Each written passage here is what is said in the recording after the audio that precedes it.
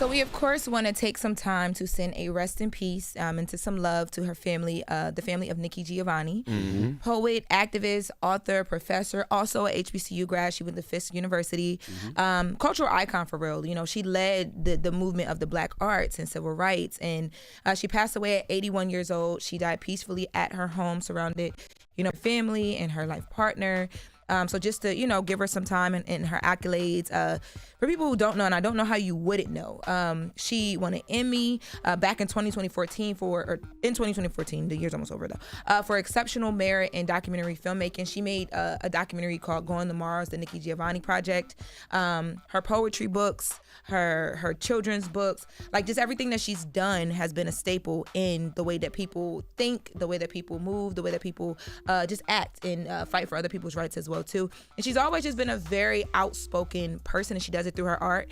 And I remember watching an interview with her where she was talking about like, how did she know she wanted to be a poet? And she said she didn't. She didn't even know she wanted to be a publisher. She just wanted to do things that people weren't doing, and poetry allowed her to put things together in a way that people weren't doing it. So that's why she fell into poetry and then got into some of the other stuff. So just taking a moment for her. And she does have a poetry book that's supposed to release in the fall of 2025, and it's called The Last Book. Wow. Right. Yeah, we had the opportunity to talk to her in 2020 during COVID. It was myself and Angela Yee, so we're gonna get that back on for you next hour. I remember when they hit us like, yo, Nikki Giovanni wants to chop it up with y'all. I'm like, what? Yeah, I was traveling that day, but we're gonna get that back on in a couple of minutes. Yeah, so sending her some love, and make sure you guys tune into that. Now, switching gears a bit, I know we've been covering Jay-Z. Yesterday, we talked a lot about the lawsuit that was filed, or refiled, amended, that now includes Jay-Z, Sean Carter, in it's a civil lawsuit, rape allegations against a 13-year-old girl in connection with Diddy as well, too. So yesterday, there were some updates that happened. So yesterday, Jay-Z's team filed a motion for the rape accuser's identity to be revealed, or for a speedy dismissal of the civil suit. So Alex Spiro, who is Jay-Z's attorney, is basically requesting that a judge looks into this and says, okay, the identity of this woman who was accusing Jay-Z and Diddy of this, because she filed as a Jane Doe, needs to be disclosed, so that they can properly do their investigation. They don't know basically where the hit is coming from, so it's like, we need to be able to know who this is, get a timeline, just, we want full transparency so that we can do our just due. So they're asking for that to happen, or they're saying this needs to be dismissed because other than that, it's almost meritless. And how can we properly defend ourselves if we don't know who we are defending ourselves against?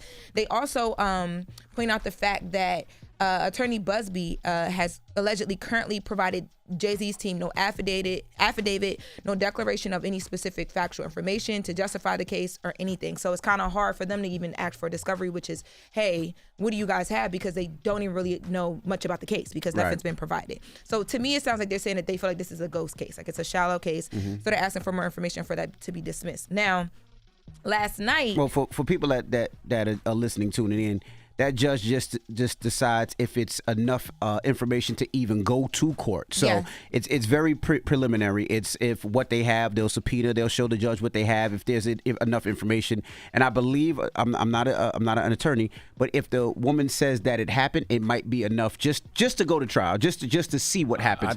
I think it should be against the law for someone to sue you under a John or Jane Doe. I agree. Like no face, no case. No, like, you got to show yourself. Like your reputation can get dragged through the mud by a ghost. And then you want me to write a random big ass check to someone who may or may not exist? Well, playing devil's advocate for people who do file Jane or John Doe, if there is enough evidence and some of the stuff that Jay-Z's attorney is saying that they don't have is provided that can show, like, a timeline of things. Some people do it because. But if you say I do something to you, I want to know who it is. Yeah, you can't say I did something to you, but I don't want to put my face out there. I don't want to have my name out there, probably because of public scrutiny as well. I was about to say the only reason I want to is know because I'm getting scrutinized publicly, and I want to know who it is. I can understand, and I'm just saying that most people do it because they want to protect themselves in situations like this. But I can understand the person who's being accused being like, but wait, I got things to protect as well too, right? Especially if you are coming out like Jay-Z and saying this is not true. Or I just want my lawyer to know what we dealing with. That's true too. How can my lawyer defend me against a ghost? That's true. That makes no sense. That's true.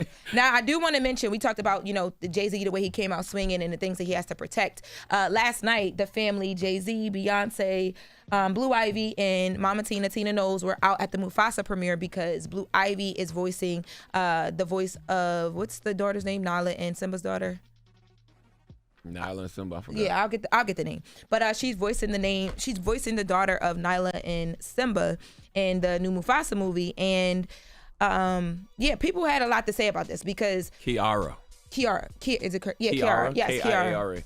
And her mom is, the voice is going to be her mom's voice in this as well too. But, the focus is on Blue Ivy. Now, I brought this up, and number one, they look gorgeous. I can't believe how big Blue Ivy is. Like, I was looking at her yesterday, like, wow, I'm getting older. Dropping the clues bombs for the Carters, damn it. Yeah, and they're out, they looking good, they smiling. But there was a big back and forth online. Number one, about the way that we covered Jay-Z here in the room yesterday. How did we cover it? People felt like, I thought that it was very neutral, and people you guys were speaking to how you felt, but people felt like it was not neutral. People felt like Who are these people? People online. You have the bloggers, you have the people on Twitter, you have a bunch of people. It was covered. Were they Drake fan pages? It was covered neutrally. Yeah, it was covered neutrally. I believe so too. But there were people who felt like it wasn't. That we basically covered it in a way where we're already calling Jay-Z innocent because of how he responded. But at the same time, there was an argument back and forth online, and I got caught in a crossfire of that, of people saying, well, it's not fair for you to mention that this is the first time that you were seeing the Carter Knowles family out since the allegations, right? Well, it's a difference between saying you believe somebody's innocent and just simply saying, I don't believe these claims. And I don't believe these claims. But you have a right to say that as well, damn too. Right. You have a right to say that. Mm-hmm. And anybody who wants to say, well, you should wait until things go to court, they have a right to say that as well, too. But you can't get upset at somebody for saying how they feel. We presented facts, and then we said how we felt. Yeah, I saw people were sending me Drake fan pages, and I saw academics, salute to academics. I saw him say that we need to keep that same energy, because if it was Drake, we would be kicking his back in. No, the hell we wouldn't. Like, I've been telling you about this grift that lawyers have been doing for the last couple of years, right? Like, these lawyers will reach out to your team, tell you they have a client that has these claims, and they will say to you, pay us, or we're going to hold press conferences, get our client interviews, etc. That's extortion. And I've been consistent in saying that I don't care who it's against. And furthermore, I reserve the right to say I don't believe these claims against Jay-Z. I mean, you do. Simple as that. You do reserve that right now. I will say also, too, yesterday, Envy, you got something to say? No, I agree with what Charlamagne says. I mean, I've seen it happen. I mean, it's happened to me where attorneys reach out and try to get a check. Like, it happens every day, all day. Like I said, it's stupid to me. Especially with sexual assault allegations. Yeah, and it's something because they try to embarrass you. They try to make it seem like we're going to go to the press, and if we don't, we're going to try to embarrass you. And what it usually does, it usually embarrasses the person, because most people, what they do, they pull away endorsements, they pull away sponsorships, they pull away all these different things and try to hurt you publicly so you can't make money. And it's effed up. And I will say too, just not to cut you off, but I want to get this in, that people, if you think about this, back in November, I think it was, when Jay-Z filed, he filed anonymously. Mm-hmm.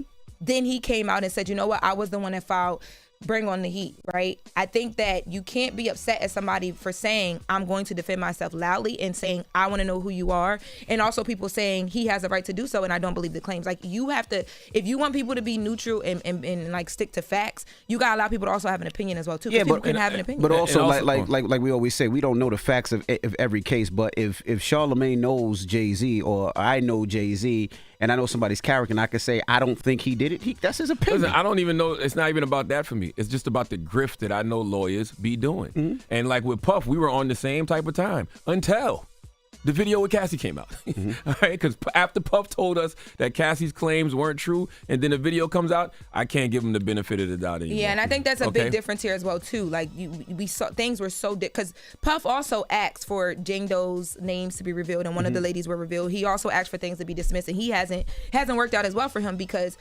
the evidence is a little different. They're accusing him of reaching out to witnesses. There's the Cassie video. There's just a bunch of different stuff. And can I say one more thing, because I know we got to wrap? Yes, go ahead. Drake fans, it's not my fault Kendrick busted Drake's ass. That was another thing. I know y'all love Drake. That was stupid. I know y'all love Drake. That's your God. Jay sued this person. That's your God. Envy, they gonna put you out the beige community. That's your God. I understand. Right. You can't compare get those two. Y'all have to stop with these false equivalencies, because truthfully, you make Drake look bad. Drake lost a rap battle. Accusations were made in a rap battle. He's not being charged criminally or sued civilly. So relax with the false equivalency to other cases, please. You make your man look bad.